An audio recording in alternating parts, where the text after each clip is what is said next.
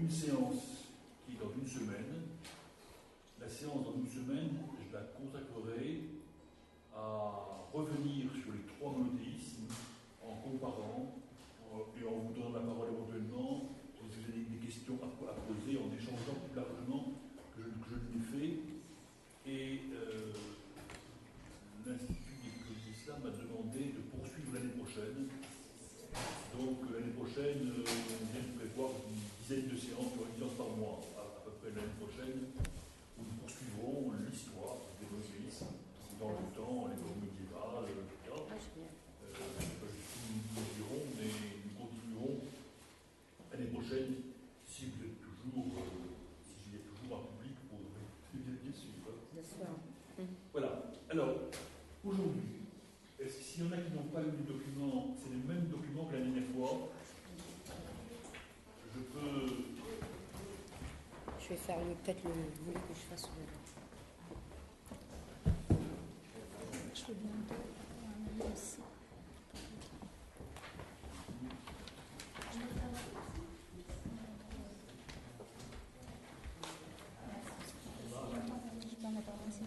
Merci. Merci. Vous avez vu la dernière fois? Voilà. Merci.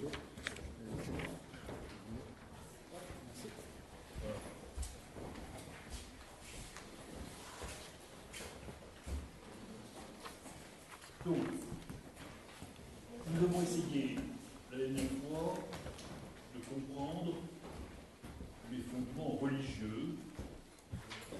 C'est nous la dernière fois, hein? Pardon? C'est le même que la dernière fois. C'est le même, d'accord. J'étais pas là la dernière fois. Ah bon, très bien. Nous avons essayé donc la dernière fois de poser les fondements religieux de l'islam et comment les textes fondamentaux ont été progressivement élaborés dans le temps, en particulier la vie du prophète et même le Coran. Il a fallu un certain temps pour élaborer et pour que ces textes deviennent définitifs. Nous allons commencer aujourd'hui par des problèmes politiques, mais les problèmes politiques touchent les problèmes religieux. Ce qui se passe, c'est que, si je reprends ici les textes, je laisse rentrer, allez-y. Si je reprends ici les textes, j'ai marqué les califes bien guidés, Abou Bakr, Omar, Othman, Ali, qui sont les 4 premiers successeurs du prophète. Calife, ça veut dire simplement successeur. Tout simplement. Celui qui vient après, hein, le successeur, le calife. Ça n'a pas été sans problème. Ça se passe dans essentiellement. C'est un monde de tribus, un monde familial. Donc c'est dans la parentèle proche. Abou Bakr, le premier des califes qu'on appelle les califes bien guidés, est un cousin éloigné, c'était aussi le beau-père du prophète et son conseiller. Il est proclamé calife à la mort de Muhammad. Et c'est lui, semble-t-il, qui d'abord a eu des problèmes en Arabie même. Il y a eu des troubles entre les tribus. Il n'y a pas eu unité tout de suite des tribus autour du successeur du prophète. D'abord parce que la succession a été discutée, et ensuite parce que les tribus étaient remuantes. Donc il a d'abord unifié l'Arabie et il a commencé à conquérir la Syrie. Ensuite, il a, et ça a été important pour le futur, les textes nous disent, et surtout les textes chiites, je vais expliquer pourquoi sur les textes chiites, les textes nous disent qu'il a refusé à Fatima, la fille du prophète, qui était la fille que le prophète avait eue avec Khadija, sa première épouse, hein. Il a refusé à Fatima, semble-t-il, un morceau de l'héritage du prophète. En particulier un terrain, un bout en expérience. Ce qu'on nous dit aussi, c'est que s'il a refusé, il refusait du même coup quelque chose au gendre du prophète, qui s'appelait Ali, le gendre du prophète, qui avait épousé Fatima. Donc il y a un premier problème où le couple Ali-Fatima, dès 632, ne sont mis à l'écart, alors qu'ils étaient les plus proches parents, la fille du prophète. Hein. Donc il y a un premier problème. Ensuite, le second calife, Omar, on dit Omar, les transcriptions, pardonnez-moi, mais les transcriptions d'un livre à l'autre varient énormément. Le second calife bien réglé, Omar ou Omar, a été désigné par Abu Bakr. Et il a poursuivi les conquêtes. On est en pleine conquête.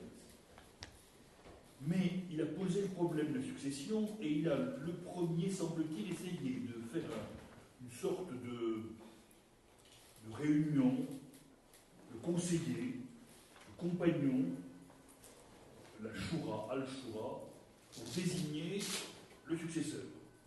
Donc une procédure intéressante parce que dans le monde contemporain du XIXe et XXe siècle, ceux qui pensent que le monde musulman peut s'accommoder d'un régime parlementaire disent, vous voyez bien, le second calife a désigné une sorte d'assemblée pour que son successeur soit désigné. Donc les procédures parlementaires sont possibles. On ne sait à peu près rien de ce qui s'est passé en réalité. Hein. Mais c'est pour montrer que toutes ces histoires-là sont des débats qui résonnent encore aujourd'hui. C'est pour ça que je vous l'indique, si vous voulez, hein, autour de démocratie, islam, dans tous ces problèmes-là. Alors, en réalité, et puis Omar a été assassiné. Un sur deux est assassiné. Hein. Les mœurs sont très rudes. Hein. Les mœurs sont très rudes. Par des rivaux, etc. Hein. Le troisième, Othman, alors le troisième, c'est toujours pas Ali. Ali est toujours sur les rangs pour être calife. Hein. Et c'est toujours pas Ali, c'est Othman, qui était un cousin, qui était gendre du prophète, qui est resté calife pendant 12 ans. C'est à lui qu'on dit que c'est lui qui a fait écrire le Coran. Aucun historien ne pense que ce soit vrai, c'est plus tard. Mais officiellement, dans la tradition musulmane, hein, c'est lui dont on dit qu'il a mis par écrit le Coran, alors que les historiens ont montré que c'était plus tardif, hein, la mise par écrit du Coran, et pas aussi vrai.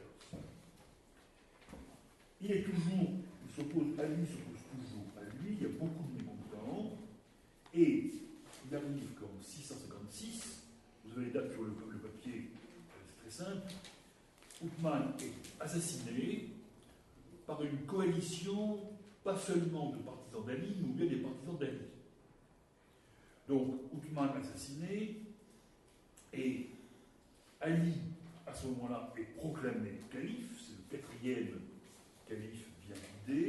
Ali, le gendre, je répète, et Fatima est morte très vite après le prophète. Hein. Elle n'a pas survécu plus d'un an, à peine quelques mois simplement, à son père.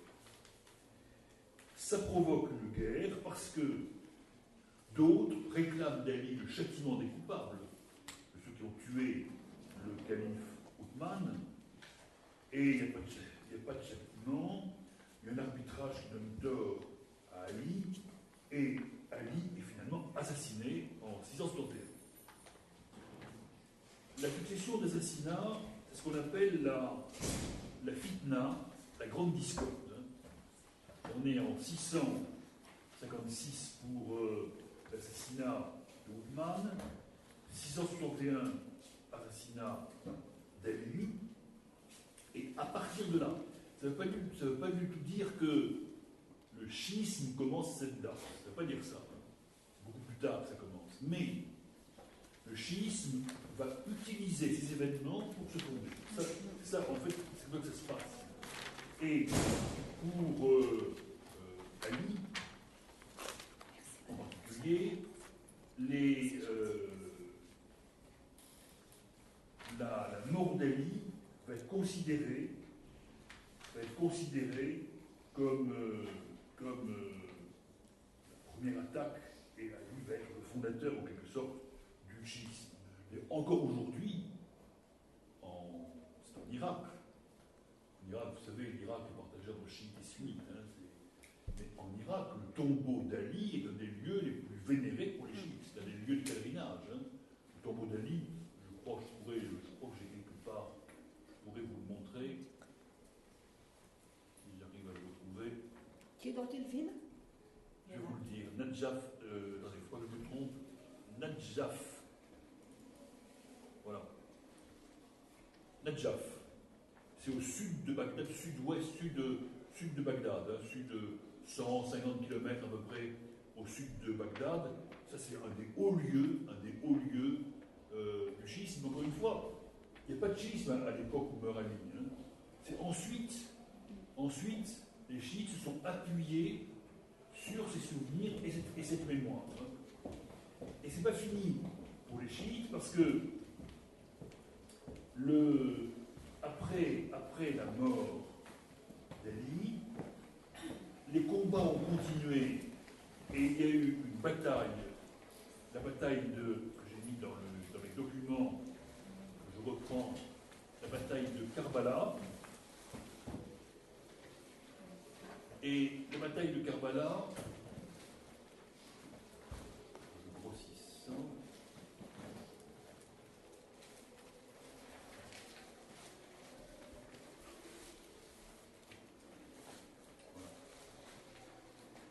Et la bataille de Karbala est très importante parce que Karbala, il s'agit d'un des fils, je passe, c'est un peu complexe le détail, peu importe, hein, un des fils de Ali. Donc on est, vous voyez bien, dans les petits-enfants du prophète. Hein. C'est important pour la mentalité chiite, Hussein, et il affronte les premiers des Omeyyades, hein, le premier calife Omeyyade qui s'installait. Une bataille à Karbala, on est toujours dans la même région, au sud actuellement de Bagdad, en Irak. Hein. Il est vaincu, il est décapité, et sa tête est rapportée au calife. Le calife qui s'appelait Yazid. Et la mort de Hussein va être ensuite utilisée, de même que la mort de Hussein, dans le schisme, et on commémore dans le schisme une grande date du schisme, que la mort de Hussein, et avec un grand renfort il y a beaucoup de dolorisme dans le schisme, il y a beaucoup de manifestations de douleur, il y a beaucoup de... on se flagelle le jour où on commémore la disparition. Et il va être considéré, ça va être considéré par la suite, encore une fois, hein, par la suite, ça va être considéré comme étant les imams cachés. J'explique un tout petit peu.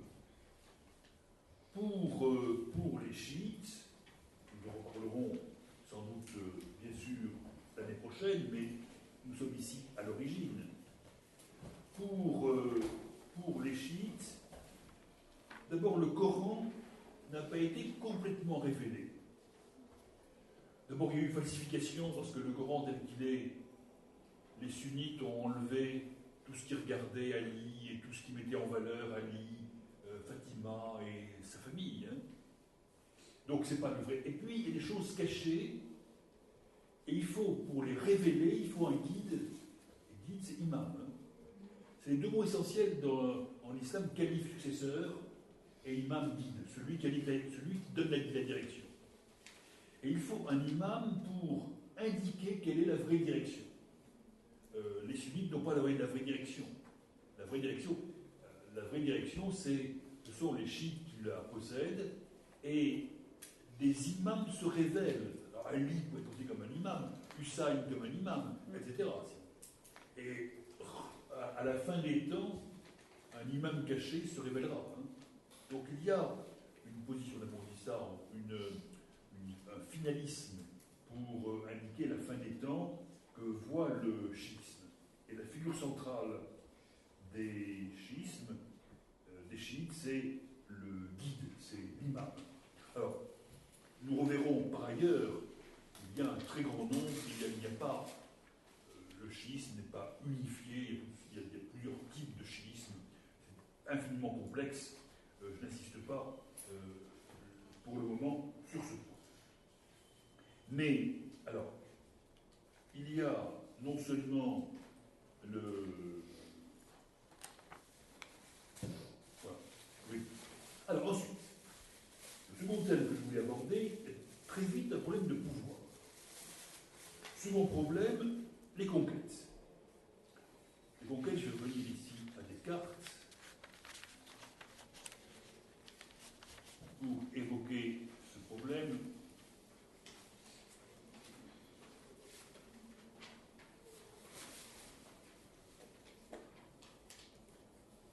Voilà. Alors, cette carte parle toute seule. Hein. Vous avez 3 périodes, indiquées par 3 couleurs. La couleur la plus sombre, c'est à l'époque, c'est comme tout à fait vrai à l'époque de Muhammad, et d'Abou Bakr, son successeur. Unification de l'Arabie. Puis vous voyez ici toute la partie orientale de la Méditerranée, hein, à la fois des territoires syriens pris à Byzance, des territoires ici pris à l'Empire perse, c'est l'actuel Iran, c'est l'Empire perse, hein, ce qu'on appelle les Sassanides, l'Égypte, bien sûr, là, et puis ceci, la carte dit que ça pourrait ça jusqu'en 661, donc à peu près 632, 661, 30 ans seulement pour conquérir cet espace gigantesque, mais, comme vous le voyez, l'Empire byzantin a résisté. Il a perdu le territoire, mais il a résisté. L'Empire byzantin, il y a eu des sièges de Constantinople, mais il a résisté. Et puis ensuite, dans un troisième temps, à l'époque des Omeyyades, 661-750, c'est là, jusqu'en Espagne, avec même des razzias qui pénètrent dans le royaume carolingien, le royaume de France, ici, et en Italie, et dans toutes ces régions-là, et en Sicile, etc. Donc, premier problème sur les conquêtes, comment c'était possible? Et là, il y a des débats sans fin entre les historiens, sans qu'on arrive à avoir une conclusion, une certitude historique pour expliquer ces conquêtes. Seconde question, que je vais développer ensuite, qui a conquis? Je veux dire que, est-ce que ce sont une conquête, des conquêtes, des tribus arabes, ou est-ce que ce sont des conquêtes de l'islam? Ou est-ce que c'est les deux? Oui, qu'est-ce qui est mis? Qu'est-ce qui explique et comment ça fonctionne, hein? Est-ce que c'est l'islam qui est moteur, c'est la religion qui peut être moteur de la conquête, hein? Ou est-ce que ce sont des tribus arabes et de la politique, hein? Un problème très, très difficile et très complexe, hein? Ça met en cause bien sûr aussi, là encore, des problèmes contemporains dont nous allons parler, qui s'appellent djihad, qui s'appellent guerre sainte, qui s'appellent etc. Hein. Ça met en cause beaucoup de choses que d'essayer de réfléchir à la nature des conquêtes. Alors, j'essaie de revenir à l'histoire. La première chose à dire quand même, c'est que les conquêtes ont été facilitées par l'affaiblissement de tous les territoires conquis. Il y a une conjoncture historique qui a fait que, par exemple, l'Empire byzantin, venait, avec l'empereur Héraclius en particulier, c'est l'empereur byzantin, de mener des conflits très longs et très difficiles contre les Perses. En particulier, Héraclius avait reconquis Jérusalem contre les Perses sassanides. Entre les Perses et l'Empire byzantin, une guerre d'usure, une très très longue guerre.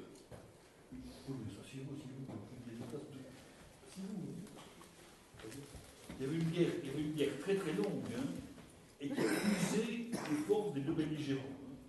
Il faut d'abord comprendre ça. Ensuite, si on prend d'autres régions, on a les mêmes explications. Par exemple, en Afrique du Nord, on vous a mis ici les frontières des États existants, mais ça n'a pas de sens. Mettre les frontières de la Tunisie et du Maroc et de l'Algérie, à l'époque dont nous parlons, ça n'a vraiment aucun sens. Hein, je le signale quand même. Hein. C'est un territoire, bon. Peu importe. En Afrique du Nord, il y avait très affaibli, puisque la chrétienté d'Afrique du Nord avait été très affaiblie par les Vandales, par les barbares. Les Vandales étaient passés en Afrique du Nord, hein, et étaient restés un siècle en Afrique du Nord, en affaiblissant considérablement. Donc, des régions affaiblies. Alors, ensuite, on sait que la manière de faire, c'est des razzias dans la tradition des tribus nomades d'Arabie, hein, des razzias, des coups de main. Et que les coups de main ont si bien marché qu'une conquête a suivi. C'est passé à peu près comme ça pour la Syrie et pour le reste, si vous voulez, dans le déroulement des opérations. Des razzias d'abord, puis des coups de main. Il y a un moment où les razzias n'ont plus marché. Les razzias dans le royaume de France n'ont plus marché. Ont été repoussés finalement. Ceci au 8e siècle. Hein. Si nous sommes encore au 7e siècle, des razzias, et puis, succès inattendu, et dès quand même 638, je voulais le souligner quand même, parce que c'est capital, hein, dès 638, Jérusalem est prise sur les Byzantins. Et Jérusalem, rappelez-vous ce que nous avons dit sur l'importance de Jérusalem au début de l'islam, on fait la prière vers Jérusalem, après on change, mais la Qibla, la direction, c'est d'abord Jérusalem. Hein. C'est la ville sainte, c'est la ville du voyage nocturne dont j'ai parlé tout à l'heure, et du voyage céleste, on en a parlé l'autre jour. Et d'ailleurs, on dit que le calife lui-même, c'est Oumar à cette date, a reçu la capitulation de Jérusalem. Puis, assez vite aussi, l'Égypte et Alexandrie, à dire vrai, dans beaucoup de régions, on le voit par exemple en Égypte, après il y a eu des révoltes, mais en Égypte, passer d'une domination à une autre était si différent pour les populations. Mais on a quelque chose comme ça, quand même. On a le sentiment, si vous voulez, que les populations, en général d'ailleurs, ne changent pas grand-chose. Hein. Pendant plusieurs dizaines d'années, les Arabes qui arrivent en Égypte, ils reprennent le système des impôts des Byzantins. Hein. On ne change pas comme ça le système d'impôts. C'est les mêmes impôts qu'on va payer. On a de nouveaux maîtres. Hein. Mais est-ce que ça change tellement que cela? C'est difficile de le dire. Est-ce qu'il y a des mouvements de population avec ces conquêtes? Est-ce que les Arabes qui étaient dans la péninsule ont migré pour s'établir dans ces territoires conquis? C'est un problème très très difficile. C'est un problème extrêmement difficile parce que les Arabes étaient trop peu nombreux. Je vous rappelle quand même que l'Arabie, c'est un désert avec des oasis, hein, et que, alors même si certains historiens pensent qu'il y a eu une pression démographique plus forte, que peut-être, c'est une explication aussi, que peut-être les conditions climatiques ont été moins bonnes, donc ça poussait les gens à chercher ailleurs des terres. Oui, on peut trouver des matérialistes comme cela. Hein. En réalité, ils étaient trop peu nombreux et très très vite, ils ont utilisé des troupes du pays où ils étaient, tout simplement. Hein. L'Espagne a été conquise, pas exactement par des Arabes, mais par des Berbères. Hein. Par des Berbères d'Afrique du Nord, hein. Par exemple. Hein. Donc, vous voyez, je vous réponds comme ça. Alors, on peut bien préciser plus. Hein. Mais il y a eu une arabisation culturelle. Il n'y a pas eu d'arabisation en termes de type de population, si vous voulez. Hein. L'Afrique du Nord est restée berbère à 95%. Hein. D'ailleurs, on le voit bien, quelque chose le montre bien. C'est que quand ils s'installent d'abord dans des camps. L'exemple le plus célèbre, c'est Kérouan. Kérouan, ça veut dire camp. L'origine du mot Kérouan, c'est camp. Et Kérouan, qui est devenue la mosquée de Kérouan, l'une des plus célèbres, des plus renommées mosquées d'Afrique du Nord et même de l'ensemble du monde musulman, elle n'a pas été construite immédiatement, il y a eu plusieurs mosquées successives plutôt. Mais c'était un camp militaire. Et camp militaire, il y a un camp militaire, c'est intéressant de voir que ce camp d'ailleurs n'était pas au bord de la mer. D'autres se seraient installés dans des positions sur la côte. Ils avaient pris Carthage, mais ce n'est pas à Carthage qu'ils se sont installés. Ils ont créé à Kérouan, en plein, pas un désert, mais steppe, dans la steppe intérieure, pas beaucoup d'eau, pas beaucoup de culture possible, etc. Camp militaire. Alors ça, camp militaire, les généraux en général étaient arabes, l'encadrement supérieur était arabe, si vous voulez, mais trop peu de monde pour. Alors, ensuite, la question qu'il faut se poser, que j'ai posée, que je continue à poser parce que je n'ai pas de solution, je n'ai pas de réponse en réalité. Est-ce que c'est une conquête arabe ou une conquête musulmane? La question se pose toujours. Alors, dans les récits postérieurs, attention, dans les récits postérieurs, les récits sont faits, les grands récits épiques, on magnifie la conquête, on l'embellit, etc. Récits épiques un peu comme en Occident, l'Ascension de Roland, il y a ce type de grand récit épique. On explique que, bien entendu, c'est Dieu qui avait conduit les Arabes, et qui avait permis le succès. Bien entendu, on explique ça. Forcément, on explique ça. De même que Charlemagne expliquait ses succès aussi parce que Dieu l'avait bien voulu. Enfin, une période, c'est pas spécifique de l'islam de dire une chose pareille. C'est une banalité même, si vous voulez. C'est pareil dans l'ensemble chez les autres. Et je sais pas, vous pouvez vous donner un petit bout de citation de Coran.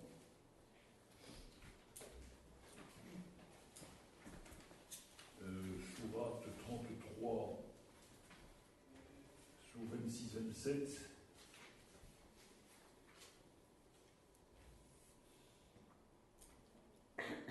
Il a fait descendre de leur forteresse ceux des gens du livre, chrétiens et juifs, gens du livre, qui ont prêté main forte aux coalisés. Il a jeté un effroi terrible dans leur cœur. Ainsi, vous tuez une partie d'entre eux et vous ferez de l'autre des prisonniers. Et plus précisément encore, 27, il vous a cédé en héritage leurs terres, leurs maisons, leurs biens et un pays que vos pieds n'ont pas foulé.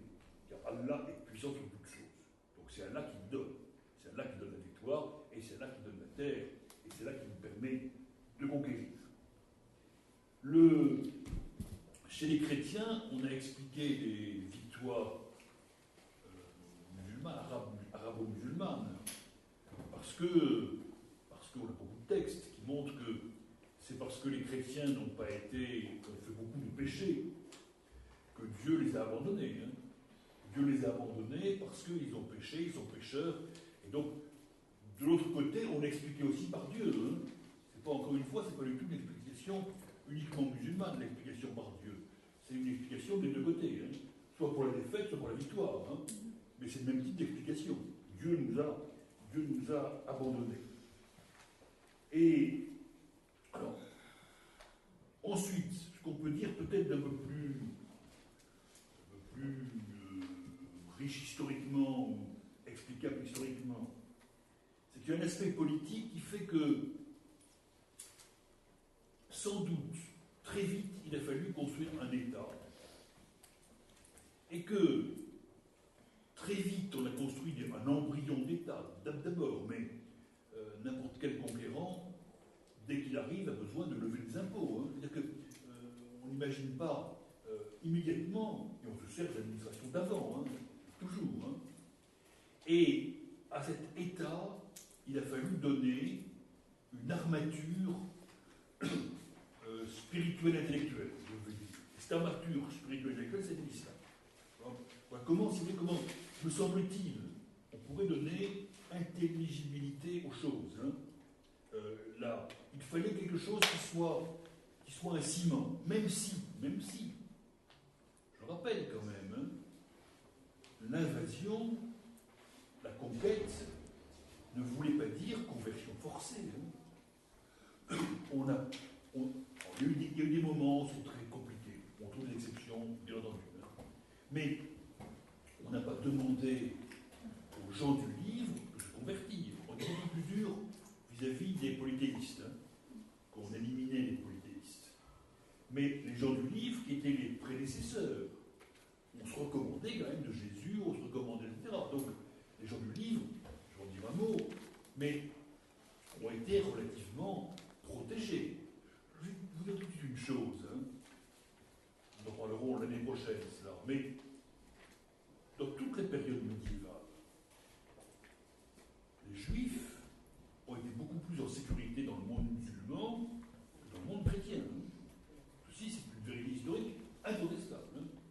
C'est très contesté. Comment? Parfois contesté. Ah non, on ne peut pas le contester. Les gens qui contestent, c'est des ignorants, si vous voulez. Hein. Ah non, mais bon, les Juifs ont été plus en sécurité. Ça ne veut pas dire qu'il n'y a pas eu des mouvements de pogrom, y compris dans les pays musulmans. Il y a eu des crises et des difficultés à certains moments. Hein. Mais globalement, et on a un phénomène, alors, je ne sais plus qui, je lisais récemment, mais je ne sais plus à qui je l'emprunte, cette idée-là, peu importe. Mettre en perspective, si vous voulez, ceux qui, d'un côté, prêchent la guerre au nom de Dieu, djihad, musulmans, et qui tolèrent des religions autres que l'islam, dans le monde qui vit, qui est défini comment. De l'autre côté, ceux qui professent une religion d'amour et de paix, les chrétiens, et qui rejettent, tuent, massacrent, expulsent ceux qui ne pensent pas comme eux. C'est ça que la réalité des périodes. Je ne dirais pas ça dans toutes les périodes, encore une fois, vous voyez ce que je veux dire, hein, mais dans la période dont je parle, hein, et nous verrons l'année prochaine comment ça peut évoluer ensuite, hein, bien évidemment. Hein. Il y a eu des croisades, il y a eu plein de choses, hein, mais dans la période dont je parle des fondations, en effet, dans la manière de concevoir la possibilité pour les non-musulmans de vivre en pays musulmans, on fait toujours allusion à ce qu'on appelle le pacte d'Omar, calife de 636-638, et qu'en réalité, ce n'est pas un pacte d'Omar, on l'attribue comme beaucoup de choses, comme beaucoup de cette histoire. Hein. C'est un texte qui a été modifié, remodifié, et le seul texte que nous avons date du XIIe siècle. Oui, hein. On dit que c'est d'Omar, hein, mais comme une tradition, si je puis dire. Hein. Et ce qu'on nous dit, donc plusieurs versions, les gens du livre peuvent pratiquer leur religion avec cependant des interdictions. Par exemple, ils n'ont pas le droit de créer de nouveaux lieux de culte. Ils doivent se contenter de lieux de culte existants. Ils ne doivent pas exhiber la croix. Ils ne doivent pas porter l'épée. Ils ne doivent pas être armés. Alors, dans certains textes, on dit qu'ils doivent avoir une maison plus basse que les maisons arabo-musulmanes. Et ils ne doivent pas faire de bruit. Vous savez, c'est comme... c'est un peu comme les articles organiques du concordat de Napoléon. Napoléon, c'était Bonaparte encore, c'était le consulat. Bonaparte avait réglé le culte. Hein. Il ne fallait pas faire trop de bruit, il fallait, etc. Hein. On a des mesures de ce type. Et puis surtout, ils doivent payer un tribut qu'on appelle jizya. J-I-Z-Y-A. Le tribut, c'est la jizya, qui est la marque. Je vais vous donner une citation du Coran 9, 29. Coran 9, 29, je retrouve la citation. Alors,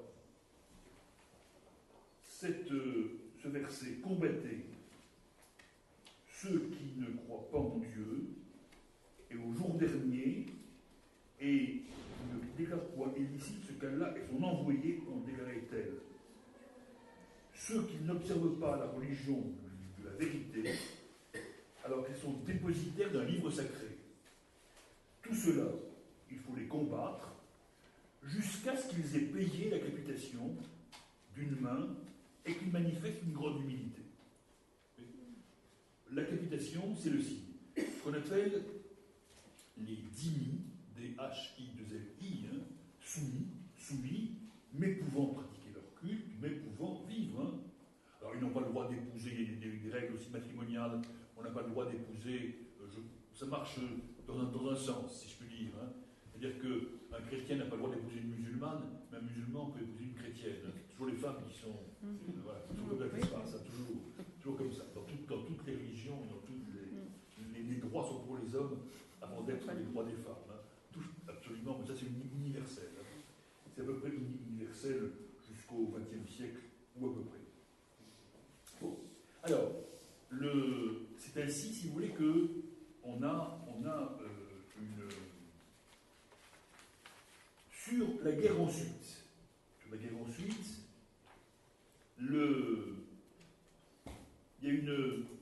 je lisais une source chinoise du Xe siècle. Les Chinois au Xe siècle parlaient des Arabes. Et la source chinoise disait, tous les 7 jours, le roi des Arabes prend place en surplombant ses sujets et il leur dit: ceux que l'ennemi tue monteront au paradis. Ceux qui tuent l'ennemi connaîtront le bonheur. Et le chinois concluait, c'est pourquoi les Arabes sont de vaillants guerriers. Puisqu'ils ont l'espérance d'aller au paradis s'ils sont tués, et aussi de connaître le bonheur s'ils meurent. Et le martyr, on avait dit dans la première séance, shahid, qui veut dire aussi à la fois martyr et témoin. Et c'est pareil en grec, martyr, ça veut dire aussi témoin, être témoin de sa foi, mourir pour sa foi. Mais, et là, c'est un martyr actif. Alors que dans le monde chrétien, le grand mouvement de martyrs au temps de Rome, c'est un martyr passif. C'est pas des martyrs en combattant, des martyrs qui subissaient le martyr. Là, les martyrs sont actifs. Et, vous savez, on l'a répété 25 000 fois, et on le répète à foison, les combattants, les moujahidines, les combattants du djihad, connaîtront le paradis, les merveilleuses houris aux yeux noirs, etc. etc. Il y a des promesses, il y a des allusions dans les jardins merveilleux du paradis, peuplés de femmes merveilleuses. Et donc, toute cette importance pour le combat. Alors, ensuite, je reviens tout à l'heure sur la conquête de l'Afrique du Nord, dont je dirai un mot particulier. Je vous ai montré maintenant, c'est comment. Il y a eu une période, qui est la période, là je vais revenir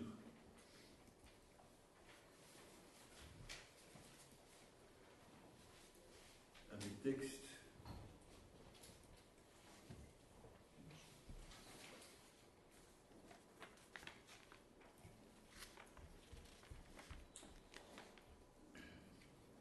Je vais revenir au calife Abd al-Malik. C'est aussi le nom d'un chanteur, vous savez. Je ne sais pas s'il a plus ce nom du calife ou si c'est un pseudo, je ne sais pas. Personne ne sait. Non, c'est son nom.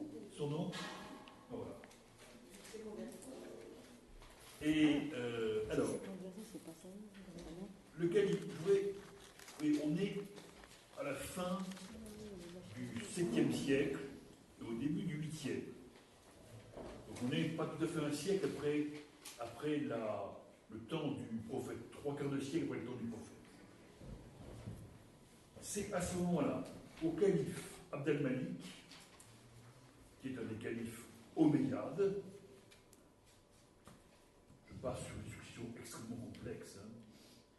C'est lui qui a construit le dôme du rocher, dont j'ai déjà parlé quand nous avons parlé, mais sur lequel je reviens. Quand nous avons parlé du voyage nocturne, j'ai parlé du dôme du rocher, mais je vais y revenir parce que le dôme du rocher joue un rôle tout à fait important dans ce que je cherche l'image que je vous montrais, celle-là. Je rappelle que ce monument, qui est sans doute le monument le plus emblématique avec la Mecque et la Kaaba, bien sûr. Hein. Et après la Mecque et la Kaaba, c'est sans doute le monument le plus emblématique du monde musulman. Moi, j'étais extrêmement frappé, et je vous le montre, en circulant un peu dans cette région, c'est-à-dire dans les territoires en Israël et dans les territoires occupés.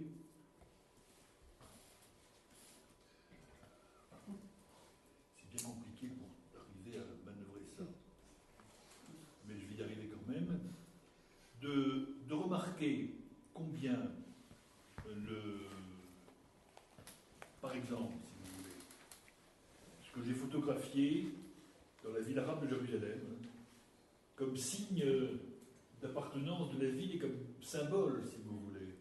Et comme symbole, c'est le dôme du rocher, qui est ainsi dessiné sur un mur. Et j'en ai chaque fois ça. Il faut que je revienne. C'est pas ça.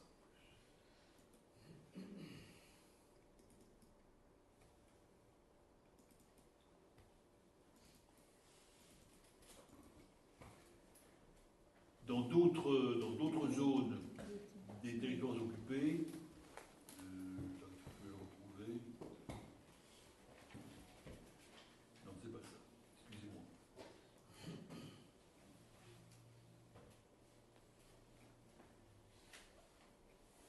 C'est pas important. Je montrerai autre chose, je vous montrerai tout à l'heure, quand je vous retrouve. Il y a symbole. Symbole, je rappelle, là, c'est le lieu du départ vers le voyage céleste. C'est aussi le lieu du sacrifice d'Abraham. Et très tôt, il y a eu une maison de prière avec la mosquée Al-Aqsa, que je vous ai montrée. Et très vite, les musulmans ont voulu, au temps d'Abd al-Malik, marquer ce lieu par ce monument-là. Une volonté avec la coupole dorée qui fait écho et qui concurrence la coupole du Saint-Sépulcre, qui est le grand centre de pèlerinage des chrétiens. Et il s'agissait d'affirmer le triomphe de l'islam avec un décor emprunté à Byzance très très largement, et les inscriptions sur le monument, c'est les premières inscriptions islamiques que l'on a sur un monument, celle du dôme du rocher, avec l'inscription au nom du Dieu qui est le nom de Dieu, et puis la Shahada qui est inscrite sur le monument, donc qui est la marque de l'islam, et qui est un triomphe aussi voulu de l'unicité de Dieu. Et le triomphe de l'unicité de Dieu, c'est une réponse très directe aux choses beaucoup plus complexes, aux affirmations beaucoup plus complexes du credo chrétien de Nicée, en particulier, nous en avons parlé, où le Fils procède du Père. Vous savez, même en affirmant, on en reparlera la semaine prochaine, c'est un monothéisme, hein, la complexité d'un Dieu en trois personnes, le Père, le Fils et l'Esprit, qui procède de qui, etc. Alors là, il y a une simplicité dans l'affirmation, de l'unicité, qui est une sorte de réponse à Nicée.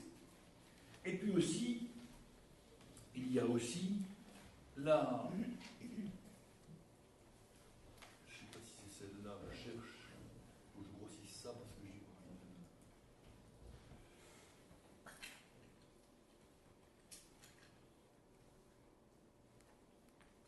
Je ne retrouve plus. Je voulais vous une monnaie, je l'ai retrouvée. Voilà, c'est là. Voilà. Alors, c'est une monnaie attribuée à Abdelmalik, où vous avez un calife avec l'épée, avec les insignes du pouvoir. C'est là le signe, quand un État frappe monnaie, c'est le signe qu'il y a un État. Signe qu'il y a un État, quand on frappe monnaie, on affirme l'existence de l'État. On n'est pas seulement au contemporain, hein, on frappe monnaie. Et là, vous le remarquerez, c'est on figure quelque chose. Les monnaies suivantes, que je vais vous montrer, que j'ai par là, les monnaies qui ont suivi sont des monnaies qui ne sont pas du tout. Voilà. Vous voyez, des monnaies ensuite, quelques 15-20 ans ensuite, sont des monnaies où il n'y a plus de figuration. Entre-temps, on est beaucoup plus strict. Mais, donc, d'abord, usage de monnaie existante, puis les séries, on appelle la première monnaie que j'ai montrée la série du calife debout. Série du calife debout, chevelu, barbu, avec une longue robe et le sabre. Une épée, c'est un sabre en réalité. Et au revers de cette monnaie, il y avait la shahada. Alors le personnage, on peut hésiter sur est-ce que c'est le calife, est-ce que ça représente le prophète lui-même, les historiens en débattent encore. Et puis ensuite, à la toute fin du 7e siècle, à partir de 697, 98, on renouvelle les monnaies, or et argent, et l'inscription, simplement, il n'y a pas d'autre Dieu que Dieu, il est un, et nul ne lui est associé. Ça peut être ce qui est écrit ici, je ne sais pas si quelqu'un peut lire ça. Là, il y a Shahada et là, il y a le prophète, le nom du prophète. Voilà, le nom du prophète. Merci. Parce que là, vous prenez mes services, parce que je suis incapable, bien entendu, de lire cela. Mais c'est l'affirmation de la marque de la victoire de l'islam sur la population chrétienne. De même que, donc, voilà comment on peut, de même que ensuite, Abdelmalik a créé une armée régulière, alors que jusqu'alors il y avait une base tribale, si vous voulez, des tribus qui fonctionnaient. À partir d'Abdelmalik, il y a une armée avec une solde donnée aux soldats de l'armée, et que progressivement, alors que jusqu'alors on a commencé à traduire les registres fiscaux, on est vers 700, on est au début du 8e siècle, et on a commencé au début du 9e siècle, on a commencé à traduire les registres fiscaux en arabe, on a changé progressivement les registres. Mais une étape d'un très très long processus. Et vous dites qu'il y a le nom du prophète. Il y a le nom du prophète là? Oui. C'est ça. Mais ça apparaît. C'est les premières fois où le nom du prophète apparaît. Il faut à peu près donc, le prophète meurt en 632, il faut 3/4 de siècle avant de trouver une première inscription avec le nom du prophète. On ne connaît pas d'inscription précédente. Peut-être qu'il y en a eu qu'on ne les a pas trouvées, si vous voulez bien entendu. Hein. Mais on ne connaît pas le nom du prophète n'est pas. Et on se demande même si les historiens pensent que c'est sous Abdelmalik que la religion est devenue mohammedienne, si je puis dire, hein, qu'on a mis en avant le prophète. Hein, et que jusqu'à présent, peut-être que c'était vrai avant, mais on ne le sait pas. On en a la preuve à cette date, de la mise en avant du prophète à cette date, sans qu'on sache si auparavant c'était le cas. Alors, c'est ainsi qu'un État, avec Abdelmalik, un État s'organise. C'est le moment aussi où s'organise une orthodoxie, j'en ai parlé la dernière fois, un peu plus tard, le siècle suivant, 8e, 9e siècle, l'orthodoxie va s'installer, avec surtout des normes juridiques. C'est très compliqué, les écoles juridiques dans l'islam sont très complexes. Je ne vais pas me lancer dans les écoles juridiques, qui sont différentes, hein, mais il s'agissait de faire des lois, bien entendu, et avec des débats. Il y a un débat dont je voudrais parler. L'exemple d'un calife abbasside au début du IXe siècle, qui s'appelait Al-Mamoun, c'est entre 813 et 833, c'est le début du IXe siècle. Calife abbasside qui a choisi, par rapport à la définition du Coran, et sur un problème que j'avais évoqué avec vous, qui a choisi ce qu'on appelle le moutazilisme, c'est-à-dire qu'il a défendu l'idée, les sons moutazilisme, que le Coran est créé. Je rappelle ce débat qui est un débat essentiel dans l'islam, que j'ai déjà évoqué, mais que je rappelle brièvement. Soit le Coran, et les sunnites en général pensent que le Coran est incréé. Ça veut dire que le Coran est intemporel. Le Coran a toujours été sur la table de Dieu, et puis Dieu, à un moment donné, l'a fait descendre dans l'oreille du prophète. Mais le Coran est incréé. D'autres pensent que le Coran a été créé à une date, qui est la date où le Muhammad a entendu ce Coran, a été révélé à une date pour Muhammad et pour le monde dans lequel vit Muhammad. Ça a des conséquences fondamentales, ça, la différence. Parce que si le Coran est créé, ça veut dire qu'il reflète un moment donné, ça veut dire qu'il répondait à une situation donnée, et que donc, il s'agit de faire évoluer sa lecture, non pas le texte lui-même, qu'on ne touche pas, mais son interprétation. On peut faire évoluer son interprétation en fonction des différents moments où on vit. Mais c'est quelque chose de très fondamental. Les chiites pensent que le Coran est créé en général. La plupart des chiites pensent, les courants chiites pensent que le Coran aussi est créé. On a un débat, si vous voulez, qui est très fondamental, même pour les problèmes contemporains, ce débat-là, sur l'intemporalité ou la temporalité d'un texte comme le Coran. Si le Coran est créé, enfin, et c'est bien ce que pensait le calife dont je parle, le calife peut interpréter en fonction de ses besoins, si je puis dire. Et c'est là où il y a des oulémas qui disent non.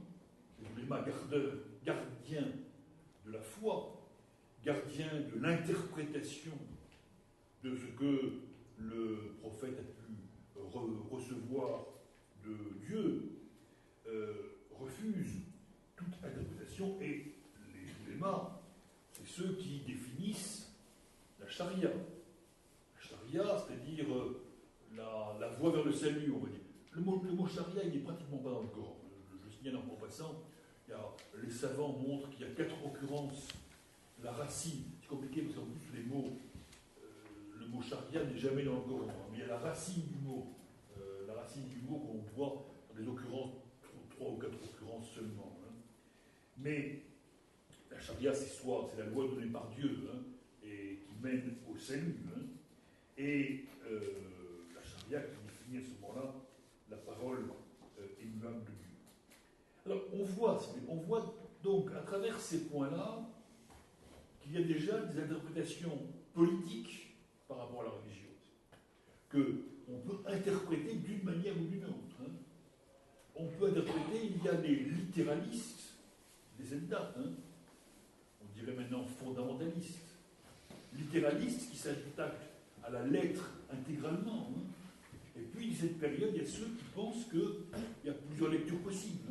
C'est pas la première fois que nous voyons ce débat-là. Et puis, il y a aussi, mais ça j'en parlerai l'année prochaine vraisemblablement, il y a aussi ceux qui ont une lecture beaucoup plus mystique de l'islam, c'est les soufistes, c'est le soufisme. Ça j'en reparlerai parce que je parle d'un autre monde, un autre monde qui est mystique. On peut dire mystique, on peut dire mystique, méditation, etc., et qui a une vision de l'islam. Si bien que dès l'origine, il n'y a pas un islam. Historiquement, il faut bien, cette première petit point de conclusion ici, dès l'origine, il n'y a pas un islam, mais des islams. Et dès l'origine aussi, il y a des conflits sanglants à l'intérieur de l'islam. Ah, c'est une constante, là, jusqu'à aujourd'hui, hein, les conflits sanglants à l'intérieur de l'islam. Parce que vous savez que les musulmans se combattent surtout entre eux, hein, surtout, hein, chiites, sunnites, essentiellement. Hein. Tout ce qui se passe en Irak et en Syrie vient de là, hein, essentiellement de là, du conflit entre les sunnites et les chiites, hein, même s'ils vont ensemble au même pèlerinage à la Mecque. Hein. Mais donc, il y a des islams, hein, et même si ce que essaie de poser le monde qui s'organise à l'époque dont nous parlons, c'est qu'il y a une Oumma, une communauté, mais là c'est ce qu'on donne c'est un argument publicitaire, si je puis dire. Hein. Il n'est pas la réalité. Hein. Il n'y a pas une Oumma unie de l'ensemble des musulmans. Hein. Et ceci, encore une fois, dès l'origine. Hein. C'est pas du tout l'idée qu'après, avec le temps, il y aurait des débats est fausse. Hein. Dès l'origine, il y a des conflits et des problèmes. Chez les chrétiens aussi, d'ailleurs. Hein. Il y a des conflits, des problèmes, des hérésies, etc. Hein. C'est pas comme nous comparerons la prochaine fois tout cela, c'est des problèmes que nous retrouverons bien évidemment. Alors, je voudrais poursuivre un tout petit peu en disant quelques mots de ce qui se passe en Afrique du Nord. Je voudrais quand même... Je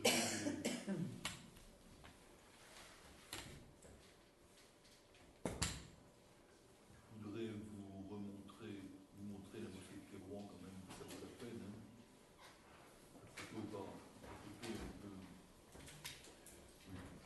La photo est un peu trop contrastée. Mais c'est la mosquée de Kébrouan qui a été construite, oui, qui est devenue une des plus belles mosquées c'est autour du camp dont je parlais tout à l'heure.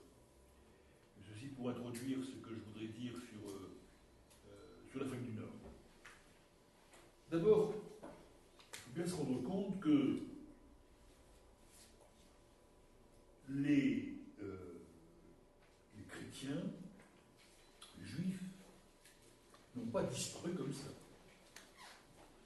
Ce qu'on ne sait pas, réellement, c'est vrai aussi dans la zone syrienne, hein, on sait que des communautés chrétiennes et juives sont demeurées jusqu'à aujourd'hui. Elles n'ont jamais été autant menacées qu'aujourd'hui, ces communautés chrétiennes, hein, dans les zones Irak, Syrie, etc. Mais elles étaient beaucoup moins menacées auparavant, à l'origine, beaucoup moins menacées à l'origine. Hein. Les chrétientés arabes sont nombreuses. Les Coptes en Égypte. Hein. Donc, il est resté, il ne faut pas du tout imaginer qu'il y a une volonté de convertir tout le monde. Hein. Ce n'est pas ça du tout. Hein. Il y a une conquête. On prend le tribut, je l'ai évoqué, on prend le tribut, mais on n'a pas la volonté que tout le monde se convertisse. Progressivement comme ça, c'est assez naturel, on le voit très bien en Afrique du Nord. Hein. Progressivement, il y a arabisation. Alors, il faut distinguer arabisation et islamisation. Par exemple, il est bien évident quand on a un conquérant qui tient les villes, ceux qui ne sont pas musulmans et les berbères, qui habitent les villes, ils sont bien forcés à un moment donné, s'ils veulent faire des affaires, les commerçants, les artisans, de parler arabe. Hein. Donc, l'arabisation se passe comme ça, hein, sans qu'il y ait forcément l'islamisation. Hein. Et vous savez, l'islamisation a été d'autant plus tardive que la région est montagneuse. Hein. Les dernières régions, l'Atlas marocain en particulier, a été très tardivement islamisée. Hein. Avec, alors, dans cette région, il y a des chrétientés qui sont restés. En Tunisie, il y a des chrétiens qui sont restés assez longtemps, semble-t-il. Il faut dire un mot. Hein. Mais il y a eu progressivement, il faut imaginer cela, si vous voulez, qu'il y a un conquérant, on s'adapte, hein, comme on peut, et puis progressivement, on est bien forcé d'adopter ou de parler plus ou moins. C'est bien pour cela d'ailleurs que les Juifs en Afrique du Nord étaient extrêmement nombreux avant l'indépendance. Leur langue, c'est l'arabe. Leur langue maternelle était l'arabe. C'était pas. Alors, ils parlaient hébreu pour le culte, il y avait un peu d'hébreu pour le culte, mais leur langue, c'était l'arabe. Donc, l'arabisation ne veut pas dire islamisation. Il faut bien avoir tous ces phénomènes-là, sont très importants à bien comprendre. Alors, je parle un peu plus aisément de l'Afrique du Nord. Je l'ai dit, en Afrique du Nord, la conquête était facilitée parce qu'il y avait une invasion vandale. L'invasion vandale, un royaume vandal qui avait duré jusqu'au début du VIe siècle, 533. Après, il y a eu une reconquête par l'Empire byzantin, mais il y a eu des allers-retours de pouvoir en Afrique du Nord, qui ont affaibli considérablement la région. Et que la première incursion en Tunisie date de 635, puis il y a eu des expéditions, Kérouan, etc. Et il y a eu, au point de départ, il y a eu très célèbre dans l'Algérie actuelle, une révolte berbère contre les envahisseurs musulmans, une révolte berbère qui est devenue nationale. C'est intéressant. Le pays, l'Algérie étant devenue musulmane, célèbre toujours la révolte berbère contre les envahisseurs. C'est un phénomène très intéressant à considérer. Et que dans le sud de Constantine actuelle, il y a eu une femme, la Caïna, c'est partie de la mythologie, dont on se demande si elle est chrétienne ou juive. Je n'ai pas les moyens de dire, certains disent chrétienne, d'autres disent juive, donc c'est très difficile de le dire, qui a pris la tête des berbères de l'Aurès. On a, à Kenchela, on a dévoilé une plaque en 2002 pour célébrer la Caïna. L'Algérie actuelle célèbre la Caïna. Sans doute chrétienne, elle a finalement été vaincue, mais il y a eu, là aussi, des révoltes. Et il a fallu à peu près plusieurs siècles pour que le christianisme n'apparaisse plus. On a encore des inscriptions chrétiennes à Kérouan, par exemple, au début du XIe siècle. On a une inscription chrétienne à Kérouan. On a un voyageur qui décrit une communauté chrétienne à Tlemcen, à la fin du XIe siècle. Au XIe siècle, le pape dit qu'il y a encore 5 évêques en Afrique du Nord. Et le christianisme n'a pas disparu comme cela. Il y a eu une résistance dont on mesure mal l'importance. Mais les conversions ont cependant été plus nombreuses en Afrique du Nord par rapport à la Syrie et à l'Égypte. Il n'est pas resté, comme en Syrie et en Égypte, de chrétienté qui ont traversé les communautés juives, oui, mais les chrétientés ne sont pas restées. Les communautés chrétiennes ne sont pas restées en Afrique du Nord.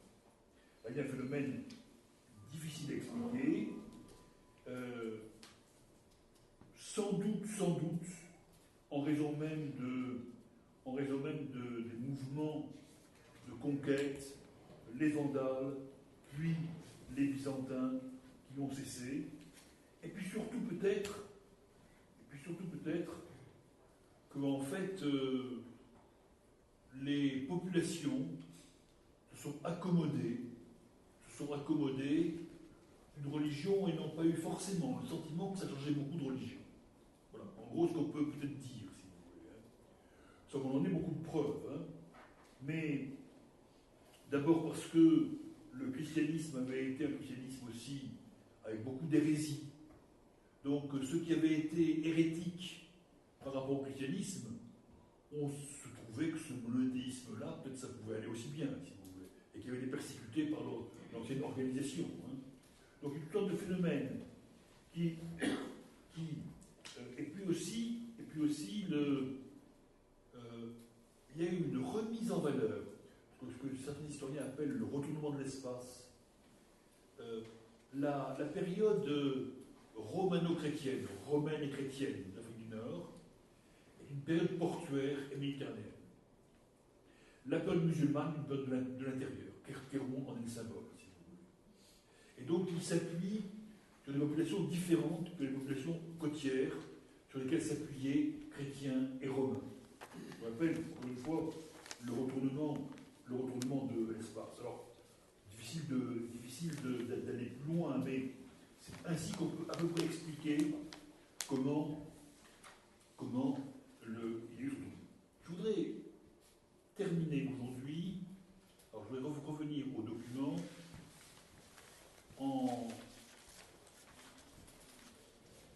il y a un texte dont je n'ai pas encore utilisé, que je voudrais utiliser, qui est le texte de Jean Damascène, dont je voudrais vous parler. On revient ici, on revient en...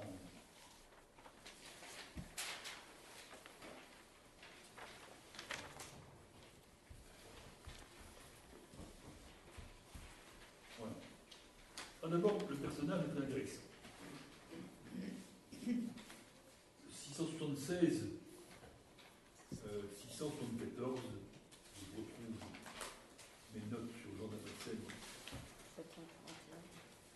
Jean Damascène, c'est un chrétien dont la famille Damascène, ça veut dire qu'il est, on l'appelle comme ça, habitant de Damas, hein, tout simplement.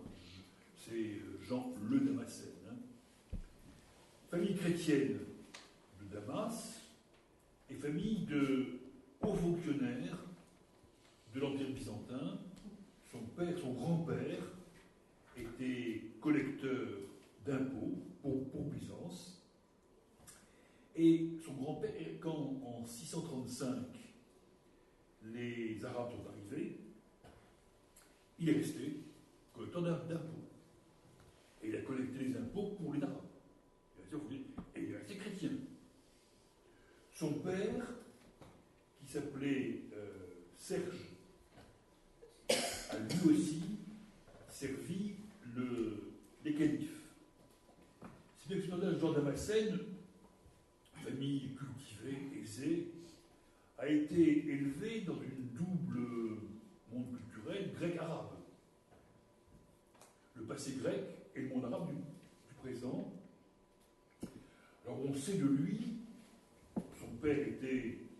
il semble bien que son père même a été monté en grade par rapport au grand-père, et que son père, sous Abd al-Malik, dont j'ai parlé il y a un instant, était logothète, la formule restée en grec, c'est-à-dire logothète général, qui était receveur général des impôts pour une grande partie de la Syrie et de l'Iran. Jean Damascène est connu par des textes. C'est compliqué parce que on a une source sur la vie de Jean Damascène, une source en arabe, on n'a pas la source arabe, traduite en grec, on a la traduction grecque d'une source arabe. C'est un personnage qui, dans le monde arabe, était bien connu. Hein. Et qu'il a pris position en 726 dans les grands débats qu'il y avait à Byzance sur les images. Il était partisan, vous savez, l'iconoclasme hein, à Byzance, hein, lui était iconophile. Il était partisan des images. Il a fait un traité iconophile.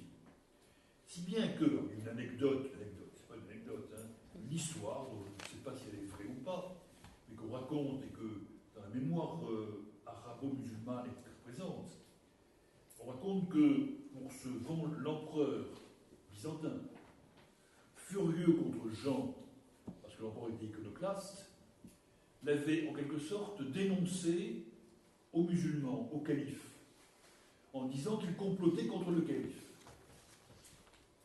Alors l'histoire n'est pas finie, puisque le calife l'a fait convoquer, le calife l'a fait juger, et il a été jugé sans doute selon le code de l'époque d'avoir une main coupée, et on lui coupe la main, lui il prie la Vierge, pendant que la main est clouée sur la porte du palais du calife, en signe pour montrer qu'on ne trahit pas comme ça le calife, hein.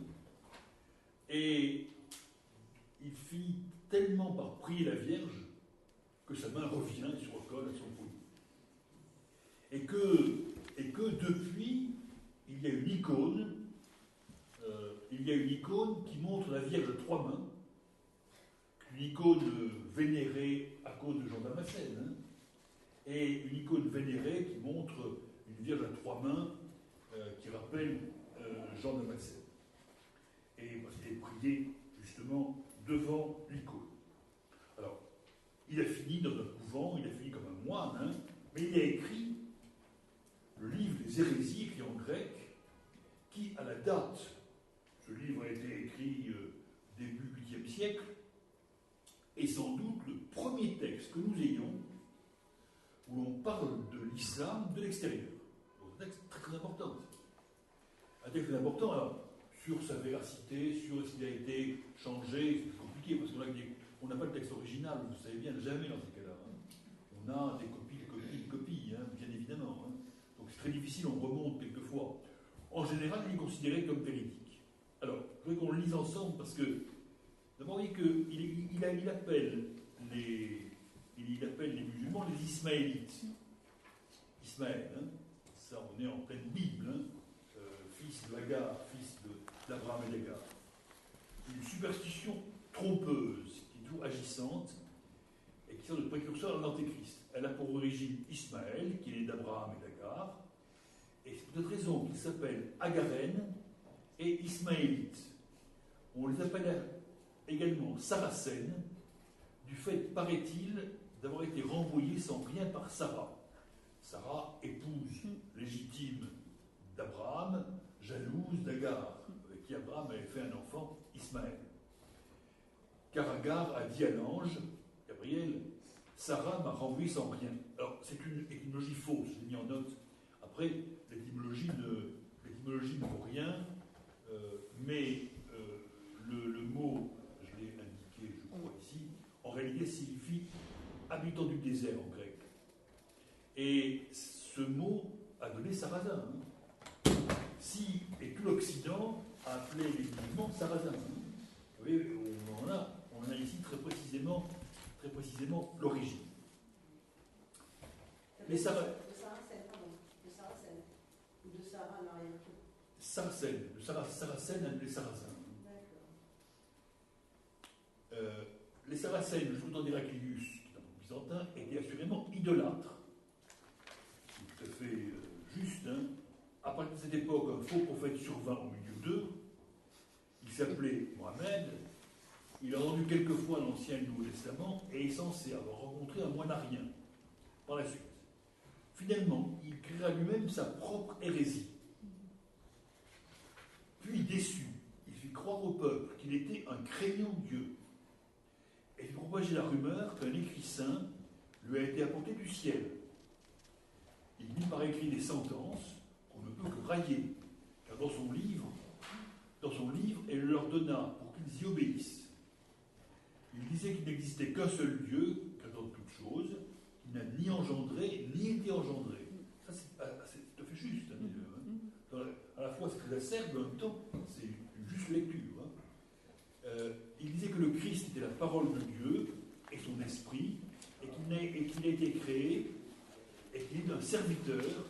Alors, que le Christ a été créé, c'est plus compliqué pour les chrétiens. Hein. Si le Christ est fils de Dieu et Dieu lui-même, il n'a pas été créé exactement de la même manière. Hein. C'est plus compliqué. Au moins, sa part divine n'a pas été créée. Donc, écrire cela, c'est bien comprendre, et Jean Damascène l'a compris, que pour les musulmans, le Christ est uniquement un homme, il n'est pas le fils de prophète, mais il n'est pas le fils de Dieu. Hein. Il disait que le Christ était la parole de Dieu et son esprit, qui a été créé et qui est un serviteur, qui est né de la semence de Marie. Alors, il y a une confusion, la sœur de Moïse et d'Aaron. Alors, il y a effectivement dans la Bible et dans le Coran fait la confusion entre Marie, mère de Jésus, et là il reproduit la confusion du Coran, entre Marie, la mère de Jésus, et Marie, la sœur d'Aaron, qui est le frère de Moïse, hein, dans la Bible. Car, dit-il, la parole de Dieu et l'Esprit entrèrent en Marie, et elle donna naissance à Jésus, qui fut un prophète, un serviteur de Dieu. Il affirme que les Juifs, ayant eux-mêmes violé la loi, voulaient le crucifier. Après l'avoir arrêté, ils crucifièrent son ombre. Mais Christ lui-même n'a pas été, disent-ils, n'a pas été crucifié, il n'est pas mort, car Dieu l'a élevé auprès de lui dans le ciel parce qu'il l'aimait. C'est très précisément reproduire le Coran, ça. Très précisément ce que Jésus, la manière dont Jésus est expliqué dans le Coran. En outre, il nous appelle associateurs. C'est constamment ça. Associateurs, associationnisme, etc. Ceux qui associent plusieurs personnes divines. Et là, on retrouve dans Caraphénouti, nous avons dû en associer auprès de Dieu, en disant que le Christ est le Fils de Dieu et est Dieu. Il nous accuse aussi d'idolâtrie, parce que nous nous prosternons devant la croix. Ils ont en horreur. Nous leur disons alors, pourquoi donc vous frottez-vous à cette pierre de votre cabas, et aimez-vous la pierre au point de l'embrasser. À idolâtre, idolâtrie et demi, si je puis dire. Certains d'entre eux disent que c'est sur elle qu'Abraham s'est uni à Agar, d'autres qu'il y a attaché la chamelle au moment de sacrifier Isaac. Vous voyez que là, je vais parler quand je parlais du sacrifice d'Isaac, c'est bien la chamelle. C'est bien la chamelle. Je vous disais qu'il n'y a pas de mouton en Arabie, hein, et on le voit bien là. Jean Damascène reproduit cela. Nous leur répondons, il y avait là, selon l'Écriture, une montagne buissonneuse et des arbres. Abraham en coupa pour l'Holocauste et en chargea Isaac, et il laissa les ânes en arrière avec les serviteurs. Pourquoi alors ces stupidités? Il leur a prescrit, et aussi aux femmes, de se faire circoncire. Il leur a ordonné de ne pas observer le sabbat, et de ne pas se faire baptiser, concédant de manger certaines nourritures interdites par la loi, mais de s'abstenir des autres. Mais que là, on est dans la loi juive, enfin des lois juives, avec l'indication du sabbat, hein, et donc, effectivement, dans le domaine des interdits, le Coran reprend beaucoup d'indications qui sont dans la loi juive, hein, plus que dans la loi chrétienne. Il n'y a pas de circoncision. Mais il a. Comment? Il n'y a pas de prescription de circoncision des femmes. Il n'y a pas non plus de prescription de circoncision des hommes. Non plus des hommes. Hein. Ni des hommes, ni des femmes. Non, c'est pas marqué dans le Coran. Ni des hommes, ni des femmes. Il n'y a aucune prescription de circoncision dans le Coran. Aucune. Ni des hommes, ni des femmes. Hein. C'est une marque identitaire, hein, mais il n'y a pas de prescription religieuse de circoncision. Il ordonnait de ne pas. Alors, c'est la manière dont il a aussi dit absolument de boire du vin, mais que par rapport à la loi juive, le Damascène est très bien informé, hein, et voit ce que les musulmans ont repris et ce qu'ils n'ont pas repris de la loi juive. Alors, ce personnage, et pour cela, les chroniqueurs arabes l'appellent Mansour. Son nom c'était Mansour, et il l'appelle Mansour ben Sarjoun. Son père c'était Serge. Hein. Mansour, fils de Serge. Hein. Et c'est ainsi que dans les chroniques arabes, on appelle Jean Damascène, qui est un personnage connu par les chroniqueurs. C'est un personnage qui a joué un rôle. C'est intéressant parce que, alors, dans d'autres parties, j'ai pris quelques extraits, si vous voulez. C'est pas dans un texte comme celui-là que l'on peut démontrer que le Coran a été progressivement construit. Parce que Jean Damascène, à d'autres moments, je ne vais plus tout mettre, cite des parties du Coran qui ne sont plus celles du Coran actuel. Donc ça prouve bien, si vous voulez, que le Coran, entre le moment où Jean Damascène l'a eu entre les mains, et c'est un bon connaisseur, on le voit, hein, et le moment où il est fixé, il est fixé plus tard. C'en est la preuve, d'autres preuves, pas seulement celle-là, mais c'est une des preuves historiques, hein, que le Coran a été progressivement élaboré dans le temps, il a été fixé pas avant, sans doute, le 8e siècle, vraisemblablement. Voilà. Nous reverrons donc, je vous l'ai dit, voilà pourquoi ce que je voulais dire, pour fixer à la fois et en conclusion simplement, je vais rappeler que, effectivement, on le voit jusqu'à maintenant, un des problèmes les plus difficiles, c'est sans doute des problèmes, mais nous en reparlerons la semaine prochaine, des relations entre religion et pouvoir. Hein. On en a parlé à tout moment. Hein. J'essaierai de reconstruire ça un petit peu la semaine prochaine, avec, en comparaison avec ce que dit le christianisme et ce que dit le judaïsme. Est-ce que vous avez toujours un peu de temps pour d'éventuelles questions? Est-ce que vous avez des questions? Oui. Je comprends pas bien comment est-ce que les sunnites disent que la religion est bien créée, le Coran est bien créé. Sur quoi s'appuie alors pour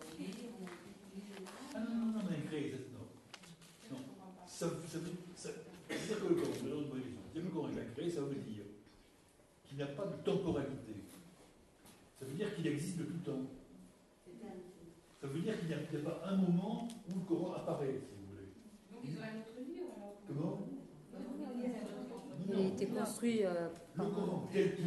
Le Coran tel. Non, mais vous avez raison. Vous avez raison.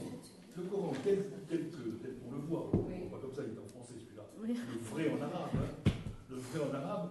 Le Coran en arabe. Hein. Il a toujours été là. Il a toujours été avant qu'il descende dans l'oreille du prophète. Il existait déjà. Il n'a pas été créé. Tout simplement. Mais il existe. Vous comprenez? Pas à moitié, oui. Qu'est-ce que vous ne comprenez pas? Dites-moi. Mais ce sur quoi les sunnites s'appuient pour la religion, Oui. c'est quoi alors? C'est le Coran quand même qui est écrit? Oui, mais c'est pas le problème. C'est le Coran, bien sûr. Hein. Mais ce Coran n'a pas de moment de création. Il a toujours été là. Mais on peut le changer. Ah ben, non. On peut l'interpréter. Justement pas. Puisqu'il est intemporel, il n'est pas soumis à un moment donné. Mais pour les chiites, on peut quand même le. Pour les chiites, davantage. C'est plus compliqué que ça parce qu'il y a plusieurs types de chiites. J'ai un peu honte des simplifications auxquelles j'aboutis quelquefois. C'est plus compliqué. Enfin, en gros, oui. Et pour d'autres écoles, il n'y a pas que les chiites. Hein. Pour d'autres écoles, le Coran, c'est à un moment donné, pour des circonstances données, donc il est tout à fait loisible, il est tout à fait possible d'interpréter. Et les Moutazines, tout ce que vous avez cité, Les Moutazines. eux demandent la raison. Donc effectivement, Voilà. on peut effectivement interpréter. Alors, qu'on puisse interpréter, on interprète toujours. Hein. On l'interprète toujours les Moutazines. On interprète toujours, en général, on interprète parce que le Coran est obscur. Hein. Beaucoup de passages sont obscurs et on peut les comprendre de différentes manières. Hein. Et que c'est autre chose, si vous voulez. L'interprétation, en particulier en termes juridiques, par exemple, les différentes interprétations, telle école juridique comprend tel verset comme cela, telle autre le comprend comme ça. Hein. Mais ça, c'est le même Coran, si je puis dire, qui est lu de différentes manières. Hein. Et c'est autre chose que de relire le Coran, hein, en fonction d'un temps donné, si vous voulez. C'est. Oui, il y a d'autres questions. Excusez-moi, à partir du moment où un texte est écrit, Oui. il rentre dans l'histoire, et donc il est susceptible d'être lu de diverses manières. Parce que aussi dans l'histoire, ce qui s'inscrivent dans des contextes. Donc l'écriture en elle-même déjà signe. Mais si vous voulez, il y a une tendance. C'est vrai de tous les fondamentalismes. On en tête chrétiens, juifs, musulmans. On en tête que c'était plus vrai à l'origine, si je peux dire. Donc il n'est pas créé. Tant qu'il n'était pas écrit. Donc il n'est pas créé et que il s'agit de revenir toujours aux origines qui sont plus pures que le reste. Hein. Le monde est mauvais et on revient aux origines.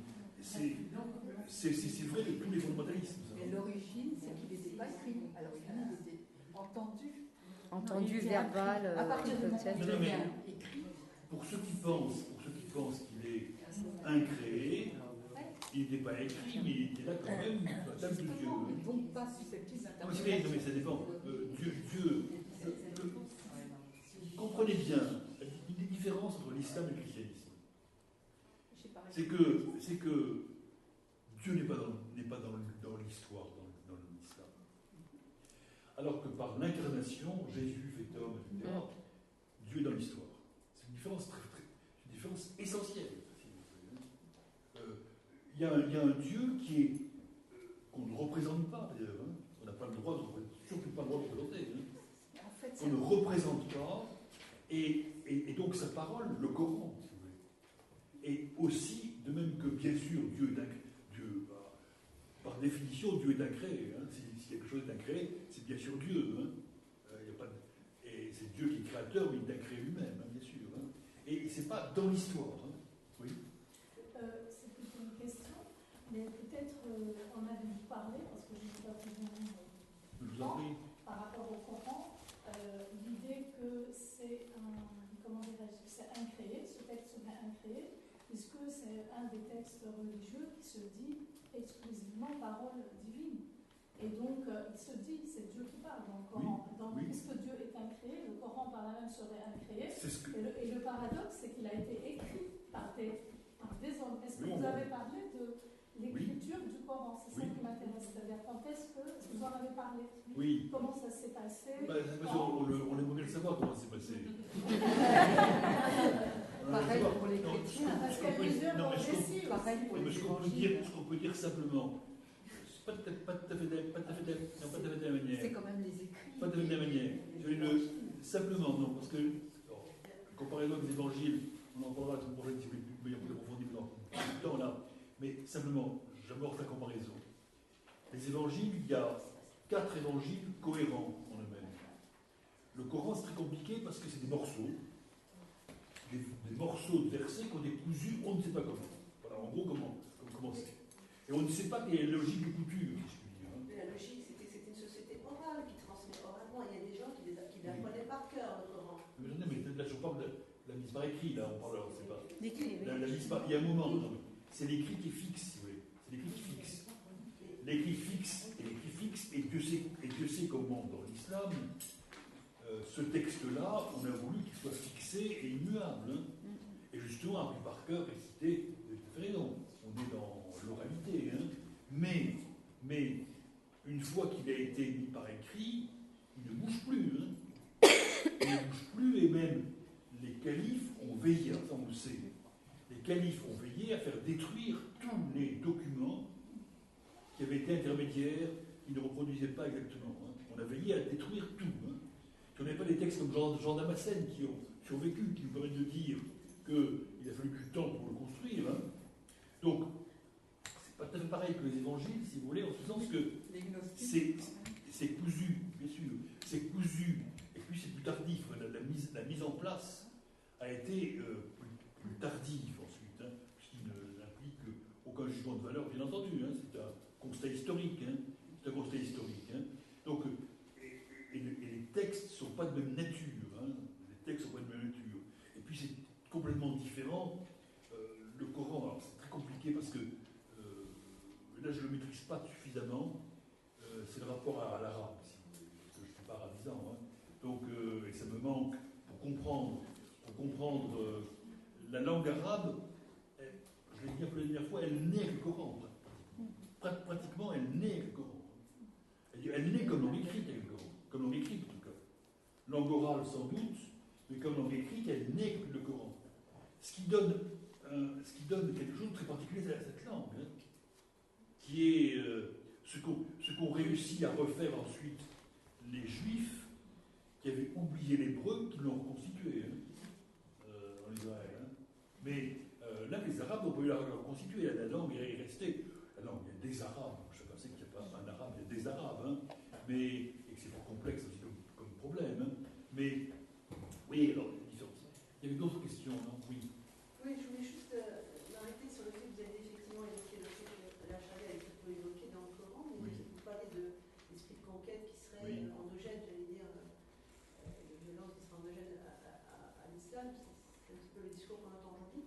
Mais le djihad non plus, il est très peu cité dans le Coran. Peut-être, je ne sais plus combien de fois, mais le principal, le morceau, l'extrait que vous avez cité dans la sourate, vous avez évoqué le fait de combattre sur le chemin de Dieu, c'est repris aussi par les soufis, et là, c'est le djihad al-nafs. Djihad al-nafs, il est très important. Vous avez raison, le mot djihad a deux sens.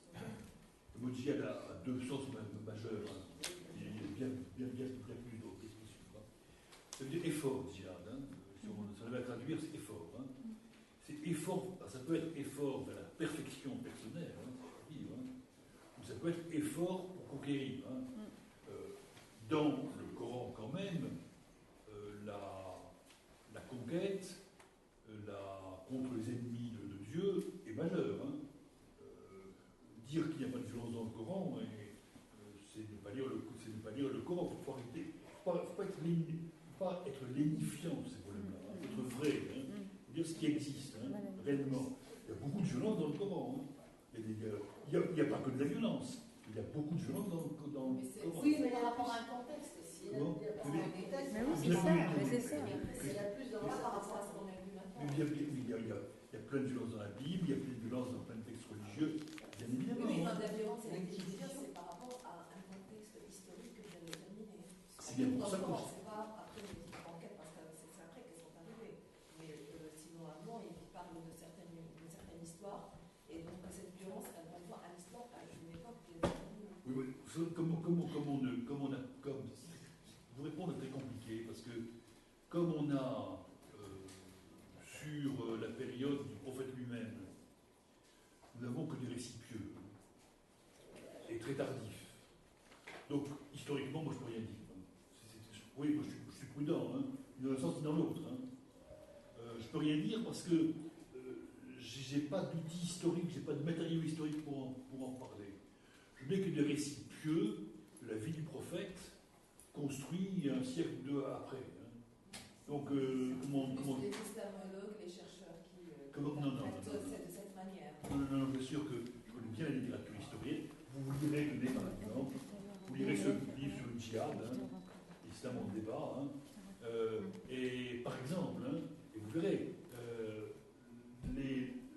les travaux historiques, pas seulement français, hein, mais les travaux historiques internationaux, on ne peut pas dire grand-chose sur l'origine. Hein. Sinon, personne ne doute. Si, quand même, il y en a un point. Personne ne doute de la violence des rapports entre tribus à l'origine. Hein. Bon, ça c'est. Il y avait des violences, des combats, des conflits, des meurtres, etc. Ça personne n'en doute. Hein. La violence intrinsèque au milieu d'origine, si vous voulez, ça, elle existe incontestablement. Hein. Et avec. Et puis, quand même, la violence autour du pouvoir, ça arrive dès le deuxième calife. On la montre aujourd'hui, si vous voulez. Hein. Alors là, c'est fait historique, si vous voulez. La violence est là. Hein. Mais c'est ce que je veux dire, les califes sont. Mais tous les califes, ils étaient massacrés. Enfin, oui. Voilà, on parle de la violence dans le Coran et les califes sont pas marchés. Excusez-moi, mais le Coran a été mis en place bien après. Donc, oui, excusez-moi, mais dans le Coran lui-même, il y a une grande partie des récits des conquêtes, que ce soit les Ghazawat, ou alors Badr. Et il y a même une sourate qui s'appelle les Romains, ils ont expliqué comment a été la défaite des Romains. Je crois que, excusez-moi, c'est après la mort, ça c'était ce que vous vouliez. C'est-à-dire, aujourd'hui, on peut mettre des versets comme combattez-les comme ils vous combattent. Aujourd'hui, les gens disent, enfin, certaines personnes interprètent comme étant un appel au djihad, mais si on le repose dans le contexte des sourates, ce sont des récits historiques de, effectivement, une religion qui cherchait à s'étendre et qui a été conquérante et belliqueuse. on est d'accord. Donc, je veux dire, c'est écrit. Non, mais on est d'accord. Non, mais moi, là, ça existe. Le djihad, elle insiste beaucoup, c'est essentiellement, et le soufis le reprennent notamment, c'est le travail sur soi. C'est ça qui est le plus essentiel. On retient, c'est pas tellement le kittel, le djihad dans le sens de tuer, c'est quelque chose d'éminent. Madame, vous ne pouvez pas dire c'est ça qui est le plus essentiel. Pour certains, c'est plus essentiel, pour d'autres, non. Vous ne pouvez pas dire c'est ça. Vous affirmez une vérité par rapport à ça. Il y a plusieurs vérités. Il y a plusieurs vérités selon la position. Sur les soufis, on pense ça, sur les. etc. Il y a plusieurs vérités, il y a plusieurs lectures de ces textes. Hein. Alors, c'est pour ça que je me méfie beaucoup dans les affirmations. Je suis extrêmement prudent dans les affirmations parce que je dis souvent, je n'en sais rien. Hein. Oui. Juste dans une des sourates, je ne veux pas dire si c'est la 1 ou la 2, donc soit c'est la vache ou Al-Imran, il est clairement dit dans ce texte sacré, il y a des versets en quelque sorte immuables qui sont un peu la base de ce texte, et il y a des versets, il est dit qu'il y a des versets qui portent à interprétation. C'est écrit. Donc je veux dire, tous ceux qui disent c'est un dogme intouchable, le texte lui-même, ne leur accorde pas. Et on peut dire très simplement aussi qu'il y a des sourates complètement impénétrables. Hein. Il y a des versets que personne n'a mis l'interprétation et qu'on n'arrive pas à comprendre. Hein. Il faut dire ça aussi. Hein. C'est un texte très largement obscur, hein, le Coran, hein, très largement obscur. Et que même pour les savants et même pour les les interprétations sont multiples par rapport au texte. Hein. Il faut dire simplement ça aussi. Voilà, on reparlera de tout ça la semaine prochaine, hein, en mettant en comparaison tout ça. Merci.